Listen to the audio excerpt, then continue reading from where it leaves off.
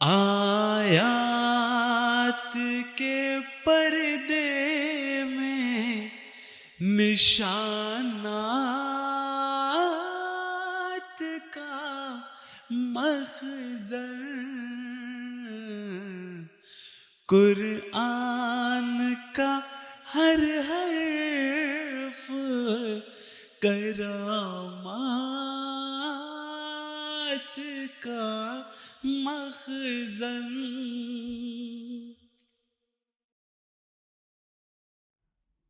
اعوذ باللہ من الشیطان الرجیم، بسم اللہ الرحمن الرحیم۔ وعاشروہن بالمعروف فإن کرہتموہن فعسیٰ ان تکرہوا شیئا ویجعل اللہ فیہ خیرا کثیرا۔ اور ان سے نیک سلوک کے ساتھ زندگی بسر کرو، اور اگر تم انہیں ناپسند کرو تو عین ممکن ہے کہ تم ایک چیز کو ناپسند کرو اور اللہ اس میں بہت بھلائی رکھ دے۔ اللہم صلی علی محمد وعلی آل محمد کما صلیت علی ابراہیم وعلی آل ابراہیم انک حمید مجید۔ اللہم بارک علی محمد وعلی آل محمد کما بارکت علی ابراہیم وعلی آل ابراہیم انک حمید مجید۔ سامعین کرام، اگر ہم قرآن کریم کا مطالعہ کریں تو ہمیں کثرت سے ایسی آیات کا ذکر ملے گا جہاں پہ عورتوں سے حسن سلوک اور ان کو حقوق دینے کی بات ہوتی ہے۔ کسی جگہ یہ فرمایا جاتا ہے کہ وَلَهُنَّ مِثْلُ الَّذِي عَلَيْهِنَّ بِالْمَعْرُوفِ، کہ ان کی اتنی ہی ذمہ داریاں ہیں جتنے ان پر حقوق ہیں، اتنے ہی حقوق ہیں جتنی ان پر ذمہ داریاں ہیں۔ کسی جگہ عورت کو بحیثیت ماں عزت احترام دینے کی بات کی جا رہی ہے، کسی جگہ بحیثیت بیوی عزت احترام دینے کی بات کی جا رہی ہے، کسی جگہ عورت کو وراثت میں حصہ دینے کی بات کی جا رہی ہے، کسی جگہ نکاح کے بعد حق مہر دینے کی تلقین کی جا رہی ہے، کسی جگہ قرآن کریم میں بحیثیت بیوہ حقوق کی بات کی جا رہی ہے کہ خاوند کی وفات کے بعد بھی 1 سال تک گھر سے نہ نکالو، کسی جگہ بیٹی کو زندہ درگور کرنے کی رسم کی ممانعت کی جا رہی ہے۔ کیا وجوہات ہیں کہ قرآن کریم نے اتنی تفصیل کے ساتھ اس کا ذکر کیا؟ ہمارے پروگرام کا ایک مقصد یہ ہے کہ ہم وہ وجوہات بھی جانیں اور اس کا پس منظر بھی، کہ کس وجہ سے کیا وجوہات تھیں جن کی بنیاد پہ اسلام نے یہ حکم اللہ تعالیٰ نے قرآن کریم میں نازل کیے۔ اس میں کوئی شک نہیں کہ جیسا کہ ہم پہلے ایک مرتبہ ذکر کر چکے ہیں کہ اگر یہ کیفیات پیدا نہ بھی ہوتی تب بھی قرآن کریم کے جو احکامات ہیں وہ نازل ہونے تھے، لیکن بعض معاملات جو عرب میں رائج تھے ان کے مطابق اللہ تعالیٰ نے عورت کو عزت دینے کے لیے، اس کو حقوق دینے کے لیے ایسی آیات نازل فرمائیں۔ اس لیے اسلام نے جو حقوق عورت کو دلوائے وہ ایسے شاندار حقوق ہیں کہ آج بھی جو دنیا ہے وہ عورت کو وہ حقوق نہیں دلوا سکی۔ اسلام سے قبل کیا حالت تھی وہ آپ کے سامنے ہے۔ اسلام سے قبل یہ حالت تھی کہ باپ بیٹی کو زندہ درگور کر دیا کرتے تھے، عورت جو تھی وہ خاوند کی وفات کے بعد بطور ورثہ تقسیم ہو جاتی تھی، نہایت حقیر سمجھا جاتا تھا۔ قرآن کریم اس بات کا ذکر کرتے ہوئے یہ فرماتا ہے کہ جب کسی کے ہاں بیٹی کی پیدائش ہوتی تھی تو ایسے لگتا تھا کہ اس کا چہرہ سیاہ ہو گیا۔ وَإِذَا بُشِّرَ أَحَدُهُم بِالْأُنثىٰ ظَلَّ وَجْهُهُ مُسْوَدًّا وَهُوَ كَظِيمٌ، کہ اس کا چہرہ غم سے سیاہ ہو جاتا تھا اور ایسے لگتا تھا کہ وہ اپنا غم دبانے کی کوشش کر رہا ہے اور لوگوں سے چھپتا پھرتا تھا کہ اس کو یہ کیا خوشخبری مل گئی کہ اس کے ہاں اولاد ہو گئی، لڑکی پیدا ہو گئی۔ تو یہ ان کی کیفیات تھی، ان کے دل کی کیفیات کا نقشہ قرآن کریم نے کھینچا ہے۔ تو یہ تو حالت تھی عرب کی زمانہ جاہلیت میں اسلام سے پہلے، لیکن ہر جگہ ہی تقریباً یہ حالت تھی کہ عورت کو کوئی مقام نہیں دیا جاتا تھا۔ صرف عرب کی بات نہیں ہے، یورپ جو آج بڑی ترقی یافتہ سمجھتا ہے اپنے آپ کو، یورپ میں بھی یہاں کے علاقوں میں کسی قسم کا عورت کی کوئی عزت نہیں تھی، ایون کہ اس کی جان کی بھی حفاظت نہیں کی جاتی تھی۔ یہاں تک کہ 17ویں صدی تک یہاں یورپ میں عورتوں کو جادو کے الزام میں سزائے موت دی جاتی تھی، اور طریقہ یہ تھا کہ اس کو زندہ جلا دیا جاتا تھا اور کہا یہ جاتا تھا کہ یہ جادوگر ہے۔ چنانچہ کتابوں میں لکھا ہے کہ ایک صدی میں، 100 سالوں میں، ایک سینچری میں 1,00,000 عورتوں کو زندہ جلایا گیا۔ تو جس پر جادو کا الزام لگتا تھا اس کو پرکھنے کا طریقہ بھی بڑا عجیب و غریب تھا۔ وہ یہ تھا کہ عورت کو ہاتھ پاؤں باندھ کے تو اسے تالاب میں پھینک دیا جاتا تھا. اگر وہ ڈوب جاتی تو کہتے کہ دیکھو معصوم تھی اس لیے ڈوب گئی، اور اگر وہ بچ جاتی تو کہا جاتا تھا کہ دیکھو جادوگرنی ہے جو بچ گئی ہے، اب اس کو زندہ جلا دیا جائے. چنانچہ اس کو زندہ جلا دیا جاتا. تو یہ یورپ کی حالت تھی. حضرت خلیفہ مسیح رابع رحمہ اللہ تعالیٰ نے اس کا ایک بڑا خوبصورت نقشہ کھینچا ہے، اور آپ نے بتایا کہ عورت کو کب حقوق ملنے شروع ہوئے. یورپ میں، یو کے میں آپ نے اس کا موازنہ کیا ہے. آپ نے فرمایا کہ 1890 تک عورتوں کا اپنے خامند کی جائیداد پر کسی قسم کا کوئی حق حاصل نہیں تھا. 1920 سے پہلے آکسفورڈ یونیورسٹی میں کوئی عورت داخلہ نہیں لے سکتی تھی. 1937 سے پہلے تک انگلستان میں عورت مرد سے طلاق لینے کا حق نہیں رکھتی تھی. 1948 سے پہلے کیمبرج یونیورسٹی میں کوئی عورت ڈگری حاصل نہیں کر سکتی تھی. 1967 کے میٹریمونیل ہومز ایکٹ سے پہلے قانونی طور پر عورت کو مرد کے گھر میں رہنے کا حق حاصل نہیں تھا. آپ حضور فرماتے ہیں، آپ تصور کریں ذرا، یہ جو آزادی کی باتیں کرنے والی مغربی دنیا ہے، کل تک ان کا اپنا حال کیا تھا. اسلام نے جو آزادیاں عورت کو 1400 سال پہلے دی تھیں، جو حقوق دیے تھے، وہ 1967 تک بھی عورت کو یہاں نہیں ملے تھے، اور کئی ایسے ہیں جو آج تک نہیں مل سکے. اور اس کی مثال حضور دیتے ہیں کہ آج بھی جو یورپ میں جو عورت کو حقوق نہیں ملے، وہ کیا فرماتے ہیں؟ آج بھی یورپ میں عورت بحیثیت ماں بیٹی ورثہ نہیں پاتی، اور اسلام نے عورت کو اس زمانے میں جب کہ وہ میراث تھی وارث قرار دے دیا. تو دیکھیں، قرآن کریم نے وہ آواز اٹھائی عورت کے حق میں، وہ آواز بلند کی جو یہ لوگ آج بلند کر رہے ہیں. 1400 سال پہلے بھی یہ آواز بلند ہوئی. حسن سلوک کی تعلیم دی گئی. یہاں تک وہ صحابہ بیان کرتے ہیں کہ اس قدر تعلیم تھی حسن سلوک کی کہ ہم لوگ گھبراتے تھے. ہمارا یہ حال ہو گیا تھا. حضرت عبداللہ بن عمر رضی اللہ تعالیٰ عنہ بیان کرتے ہیں، کہتے ہیں ہمارا تو یہ حال ہو گیا تھا کہ ہم عورتوں سے گھر میں بے تکلفی سے بات کرتے ہوئے بھی ڈرتے تھے کہ کہیں وہ نہ ہو شکایت لگ جائے اور ہمارے خلاف کوئی آیت نہ نازل ہو جائے.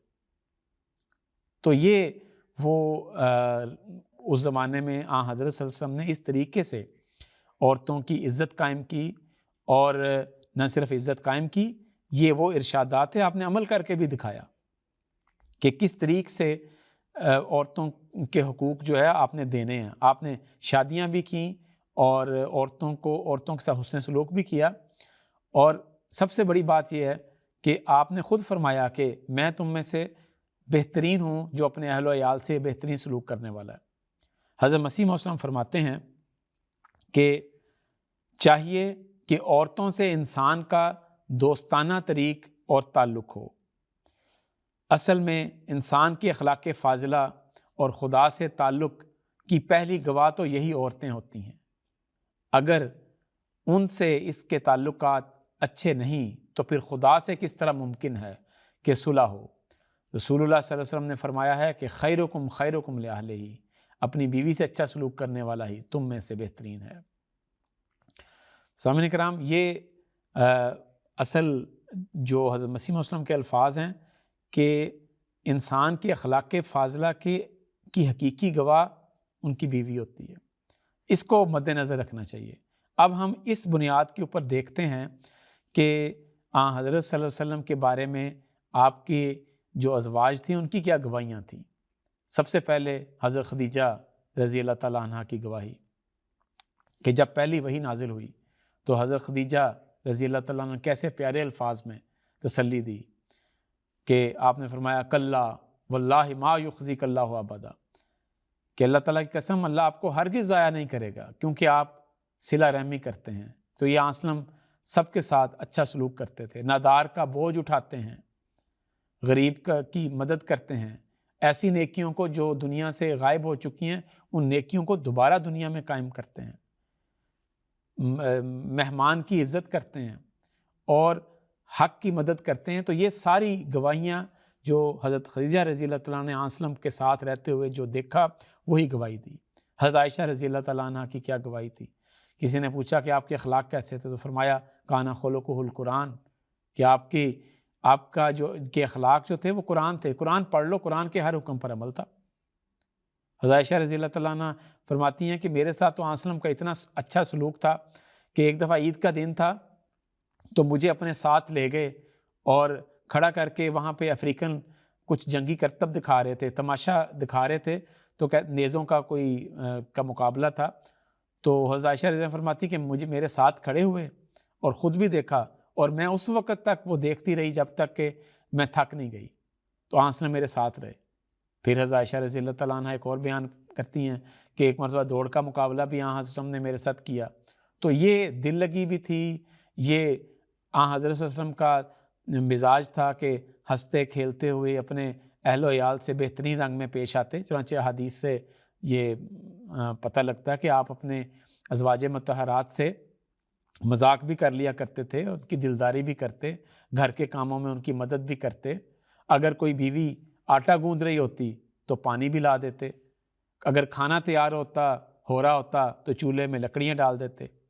تو عورتوں کے بارے میں تو ہمیشہ حضرت کا یہ تھا کہ حسن سلوک کی وصیت بھی کرتے، سب کو یہی بتاتے اور اپنا نمونہ بھی دکھاتے۔ ملتا ہے حدیثوں میں ملتا ہے کہ اگر حضرت کبھی رات کو دیر سے گھر آئے ہیں تو کسی کو زحمت دیے بغیر، تکلیف دیے بغیر، جگائے بغیر کھانا خود ہی کھا لیا جو پڑا ہے، یا دودھ پی لیا، اور ان کو اپنی ازواج کو اٹھاتے نہیں تھے۔ تو یہ حضرت کا نمونہ تھا۔ اسی طرح آپ کے غلام صادق حضرت مسیح موعود علیہ السلام کا بھی اپنے اہل و عیال کے ساتھ جو حسن سلوک تھا وہ یہی تھا کہ ان کی دلداری کیا کرتے تھے، اور ہر معاملے میں ان کو کبھی بھی تکلیف پہنچانے والا تو خیر بہت دور کی بات ہے، ان کو کوئی ایسا لفظ بھی منہ سے نہیں نکالتے تھے جس کی وجہ سے کسی کو تکلیف ہو۔ حضرت اماں جان رضی اللہ تعالیٰ عنہ وہ بیان کرتی ہیں کہ جب میں پہلے مرتبہ دلی آئی تو مجھے پتہ لگا کہ حضرت مسیح موعود علیہ السلام کو گڑ والے چاول بہت پسند ہے، تو میں نے ان کے لیے بنانے شروع کیے اور بڑے شوق سے بنائے، لیکن گڑ بہت زیادہ ڈال دیا جس کی وجہ سے وہ بالکل ایک راب کی طرح بن گئے، اور ایک گڑ کی مقدار زیادہ ہو گئی، چاول اندر بہت کم نظر آتے تھے۔ تو وہ فرماتی ہیں کہ اب مجھے بڑی تکلیف ہوئی، بڑا مجھے غم ہوا، صدمہ ہوا کہ یہ تو سارے چاول خراب ہو گئے ہیں، کھانے کا وقت ہو گیا تھا، اب کیا کروں۔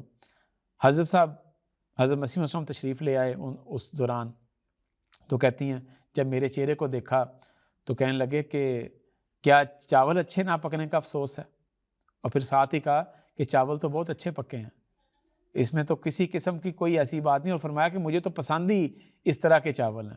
اور پھر حضرت اماں جان فرماتی ہیں کہ مجھے اتنا راضی کیا، اتنی باتیں کی کہ میں راضی ہو گئی کہ واقعی مجھے بھی یقین ہو گیا کہ حضرت مسیح وسلم کو ایسے ہی چاول پسند ہیں۔ تو اس طرح سے دلداری کی۔ اسی طرح ایک اور واقعہ وہ حضرت اماں جان ہی بیان فرماتی ہیں۔ حضرت اماں جان جب شادی ہو کے، چونکہ وہ دلی کی رہنے والی تھیں، وہاں سے ایک شہر سے گاؤں میں آئیں، تو وہاں پہ آپ کو شروع میں جب آتی تھیں تو آپ کو ایک خوف سا محسوس ہوتا تھا گاؤں میں، تو آپ کا دل کرتا تھا کہ جب رات کو سوئیں تو ہر جگہ پہ کونے میں چراغ جلا ہو، چراغ روشن ہو۔ تو ہر جگہ پہ چراغ انہوں نے رکھنا، تو پھر آپ نے سونا۔ تو حضرت مسیح موعود السلام کا مزاج یہ تھا، آپ نے اب دیکھیں سارا دن کام کیا، سارا دن رات آپ مشقت کر رہے ہیں، رات کو سونے کے لیے تھوڑا سا جو ٹائم ملتا ہے اس میں آپ کی عادت تھی کہ جب تک روشنی ہوگی آپ کو نیند نہیں آتی تھی، تو اس لیے آپ لائٹ بند کر کے یا جو چراغ تھے وہ بجھا کر پھر سویا کرتے تھے۔ لیکن حضرت اماں جان رضی اللہ تعالیٰ عنہ ان کا مزاج یہ تھا کہ جو مرضی ہو، آپ نے جب تک ہر کونے میں روشنی نہیں ہوگی تو اس وقت تک آپ نہیں سوتی تھی، آپ کو نیند نہیں آتی تھی۔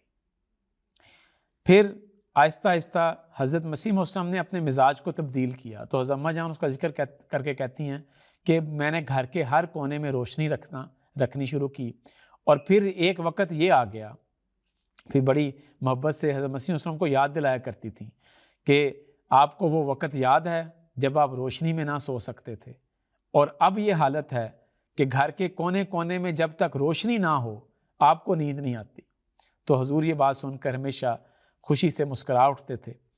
تو گویا بات یہ ہے کہ اپنے آپ کو تبدیل کرنا، اپنی جب ازدواجی زندگی کے لیے جو بہترین اسوہ ہے وہ یہ ہے کہ اپنے مزاج کو تبدیل کر لینا اور برداشت کر لینا۔ اسی لیے میں آگے چند ایک اقتباسات بھی سناؤں گا، آپ کی خدمت میں پیش کروں گا، جس سے یہ پتہ لگتا ہے کہ انسان کی برداشت کس حد تک ہونی چاہیے۔ اس بات کا ذکر ہو رہا ہے کہ نمونہ کیا تھا، حضرت صلی اللہ علیہ وسلم کس طریق سے ازواج کی دلداری فرمایا کرتے تھے، حضرت مسیح موعود صلی اللہ علیہ وسلم نے کیسے دلداری فرمائی۔ سیدنا حضرت خلیفۃ المسیح الخامس اید اللہ تعالیٰ بن عزیز کی حرم سیدہ امۃ السبو صاحبہ وہ فرماتی ہیں حضور کے بارے میں، فرماتی ہیں کہ حضور نے ہمیشہ ہی باوجود اپنی مصروفیات کے میرا اور بچوں کا اپنی طاقت کے مطابق خیال رکھا۔ گھانا میں ہمیشہ پانی کی قلت رہی، حضور صبح بالٹیوں سے پانی بھرتے، جتنا بھی ضروری کام ہوتا مجھے یہ نہیں کہا کہ آج میں مصروف ہوں تم خود ہی بھر لو، خود کبھی کھانے میں کبھی نقص نہیں نکالتے تھے۔ ایک بار میری طبیعت بہت خراب تھی تو حضور نے پہلے ہی میرے لیے ناشتہ تیار کیا، پھر اپنا ناشتہ تیار کرنے کے بعد پھر دفتر گئے۔ تو یہ ہمارے پیارے امام حضرت خلیفۃ المسیح الخامس اید اللہ تعالیٰ بن عزیز کا اسوہ ہے۔ اب میں آپ کے سامنے حضرت مسیح موعود علیہ السلام کے وہ ارشادات پیش کرتا ہوں جو آپ نے اپنی بیوی سے حسن سلوک کے بارے میں فرمائے۔ کشتی نوح میں نصیحت کرتے ہوئے فرماتے ہیں کہ جو شخص اپنی اہلیہ اور اس کے اقارب سے نرمی اور احسان کے ساتھ معاشرت نہیں کرتا وہ میری جماعت میں سے نہیں ہے۔